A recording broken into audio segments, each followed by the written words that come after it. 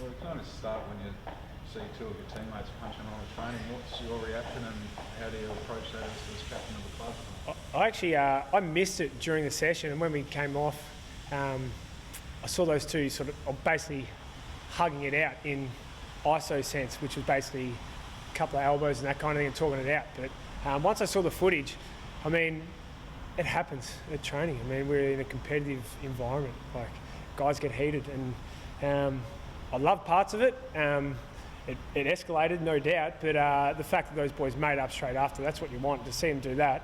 I mean, you don't need to step in as captain when two boys come back in themselves and both recognise it got pretty heated and just go, all right, let's move on. So you didn't have to counsel them or? Not all. They're grown men, mate, so they don't need counselling. There's much said about it in the rooms afterwards. Is it a joke or is much said about it in the rooms? Once we saw the footage, a couple of guys didn't realise how I was probably escalated it got. So yeah, guys made sure I checked in and just checked in on both and seen if they were both okay. And as I said before, before they even got off ground, just made sure they were both fine and both grabbed each other and said, nice work and let's move on.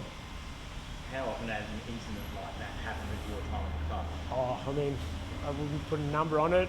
Certainly my first couple of years, you certainly find out where you are in the pecking order. I mean, coming in, you're against grown men. I came in against guys like Rob Shirley, Goody, Nathan Bock, all big boys, and it certainly happens.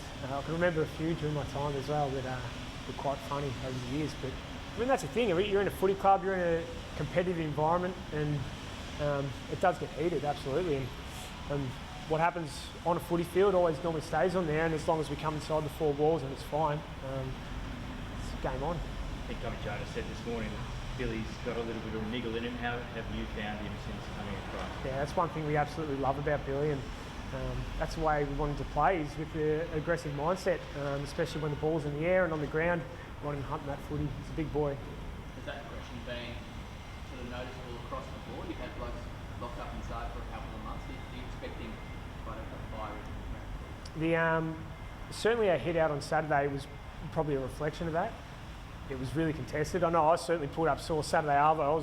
I was sitting on the couch at one point and I was a bit sore because the boys really cracked in, and that was everyone. And I think guys are realising now it's time to step up. I mean, we've got a showdown coming up, and our weekend's hit out was a perfect prep for a showdown. Does it feel like a showdown week? Not really, not as normal as other showdown weeks. Just because you can't get out and absorb the atmosphere that you normally love about a showdown, and that's definitely one thing I feel for both sets of fans. Is normally there's so much hype around it. There's a lot of activities and stuff going on that you can do or see some players, and that's one thing I do feel for all our fans, is that engagement that they get with us, and that's something.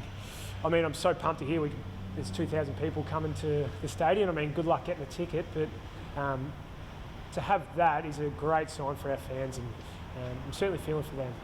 2,000 isn't a large number, but what kind of help do you think that would give the atmosphere on the weekend? I mean, in terms of atmosphere, it might not be huge, especially in big stadiums. But I think, as I said before, it's about the fans. It's about those die-hard members that get to go along, or those die-hard fans that will just do anything to watch footy and do anything to support their club. And I know the ones that will end up in the stadium will be incredibly grateful, because they're some of the lucky few. Has anyone tried calling you, asking you for tickets? Not yet. I'm still unsure if families can come along and that kind of thing, but I'd imagine there might be a few calls later on in the week. You're about to go away for a hub. Does the crowd numbers, albeit small, give you confidence that will probably only be a 3 or 4 week thing? Does it show progress, I guess? I'm not really sure. I don't even know if I'm qualified for an answer. I mean, I'm hopeful that we can resort to a model that's more fly in, fly out, and we can play footy from home. But I mean, with anything like that, there's so many scenarios still to play out. You just really have to wait and see. And we've got a showdown to play, then we'll head up to the Gold Coast and play a few games up there, and see where we go to from there. Realistically, do you think we'll see anyone make their debut or their club debut this weekend? There's definitely some strong candidates, absolutely. I mean, a lot of guys have been playing in, a lot of guys in incredible nick. Now, I mentioned this the other day. I mean, the guys that were in the Barossa came back in amazing condition for the limited training that they could do up there. Guys like Lockie Scholl, Will Hamill, have all been really impressive. Ben Keys, Chase Jones has really stepped it up a notch. He's starting to really fill out and look like he's ready to play AFL footy and play much more of it. Shane McAdam looks really sharp. So there's some guys that are certainly pushing for selection, so it'll be pretty tough for them this week. Normally debuting in a showdown would be quite intense. Do you think this would be the perfect week for someone to debut when there's out there? Any week's a perfect week to debut, I reckon. I mean, even round one and watching Fisher McCasey run out on ground, that was unique in itself, but we did some things that, like, I mean, we were all in a circle before the game, sitting around a metre and a half away from each other, and he got to sort of eyeball, and his family was in there, and they got to see what it sort of meant to everyone to play his first game of footy, and I thought that was pretty special, but that wouldn't have happened without this whole situation. It won't matter too much, really, will it, in terms of intensity, crowds or no crowds? No, I mean, crowds are a great part of our game, but certainly I presume both teams will be just as desperate to get this season underway again in the right way. How eager is Tommy Duday to be back out there on this season? Yeah, very. He looked really sharp on the weekend too. His touch, pardon me, his touch looked incredible. Yeah, it looks like he hasn't missed a beat. It looks like he hasn't missed a year of footy at all. So I'm just excited for Tommy to play footy again. There's been a lot of talk, obviously, about Port and the prison bars. What's your take on playing Port in that? I like the Guernsey. Doesn't really matter what Guernsey we play them in though. I mean, it's going to be hot, contested game. Do you know what's physically ready? Really, just on the contact side of things. I mean, you've had 2 or 3 weeks. Is that enough to start cracking in on Saturday night? Yeah, I mean, the fact that everyone's had the same build-up, it hasn't really mattered at all, I don't think so. Yeah, I think it's just, if everyone's in the same playing field and everyone's had the same build-up, it's fine. What sort of quality are you expecting? Sharp, contested footy, everyone will be very keen to play. I mean, I don't even know how many weeks we've had off now. It's probably been, 2.5, 3 months, and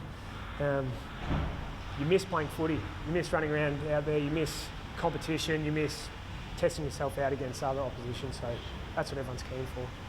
I know it's a long time ago, but what do you need to change from round one to Yeah, we certainly reviewed it, had a lot of time to review it, but look, us mids certainly owned a big portion of that game. We got absolutely destroyed in the centre bounce, so that'll certainly be a focus for us going forward. There's a lot of good things that came out of that game. I mean, we're 1 kick away from winning it. It would have been a different story. So we played some good footy, so we certainly reviewed that part too. Puts a fair bit emphasis in a shortened season as well, I suppose. You don't kind of go rolling through it, but already you're starting on the back foot. That's put even more emphasis on. No, it's more for us about playing the right way and playing to how we've been training this, the whole pre-season and what we've been building up to this whole COVID time. So if we play the right way and play the way we want to, our fans will be proud of that, I reckon. Can you help with a new coach? You've got a new coach who's only got X amount of time to implement his game plan. Could it be a blessing in disguise for clubs like Adelaide who's got a new coach in and a new game plan? Certainly this time's been it's been great to dive into our game plan a little deeper and fine-tune a couple of things that we wouldn't have necessarily had the time to do when you're going week to week and a win-loss. So be able to review round one quite heavily and then to take some really key learnings about how we want to play going forward and having times on Zoom meetings and stuff like that to catch up and go through it's been really helpful. What was the reaction inside to what Andrew McLeod said last week? And I guess following on from that, does it frustrate you that club's culture continues that? Yeah, absolutely. It's something you want to make sure that you're a part of taking it in the right direction going forward because we're all going to end up as past players at some point. You want to be able to feel like you can come back and spend some time back here. So, there's already things we're trying to do this year to engage our past players, and it's just unfortunate that COVID got involved because it's a key part of good footy clubs as well to get your past players involved. And the continual, attention on the club's culture, does that frustrate you? That's I mean, people are entitled to their opinions. That's not my opinion. That's not the guys inside the four walls' opinion. So, yeah, people can have their opinions, but we've got a strong group in there that knows the culture and understands it.